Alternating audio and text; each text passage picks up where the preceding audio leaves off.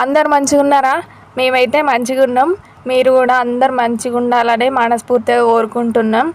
ఇక ఇవాళ నేను ఏం చేస్తున్నా అంటే సాటలు గంపలు ఏమన్నా ఉంటే అవిటి ఇట్లా రంధ్రాల లెక్క అవుతాయి కదా, అవి కనబడకుండా మంచిగా పూసేస్తున్నా అన్నట్టు.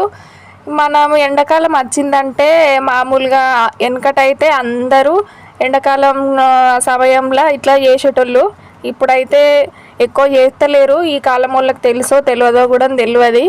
కాకపోతే మాకైతే తెలుసు కాబట్టి ఎవరైనా అవసరమైతే పనికొస్తుంది అని చెప్పి వీడియో పెడుతున్నా. ఇది మన సాటలు గంపలు ఇట్లా బాగా అవి అల్లుతారు కదా కట్టెతోటి. అల్లినప్పుడు ఇవన్నీ మనం వాడుతూ ఉంటే అవి దూరం అయిపోతాయి అన్నట్టు. మనం అందులో సాటల బియ్యం పోసినా ఏం పోసినా కింద ఓడు అట్లా అవుతుంది కదా. అట్లా కాకుండా ప్రతి ఎండాకాలం అయితే ఇట్లా చేస్తాం అన్నట్టు. ఇవి దేంతో చేస్తామంటే పేపర్లు ఉంటాయి కదా, మన పిల్లలు రాసుకునే బుక్కులు పేపర్లు మెంతులు ఈ రెండింటితోటైతే చేస్తాం అన్నట్టు.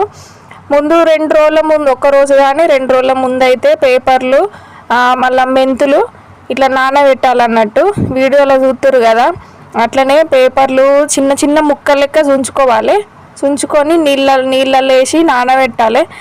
పెద్దగైనా వేసుకోవచ్చు, కానీ చిన్న చిన్న ముక్కలు వేసి నానబెడితే ఇట్లా రుద్దినప్పుడు తొందరగా అయిపోతుందని అట్లా నానబెడతాం అన్నట్టు.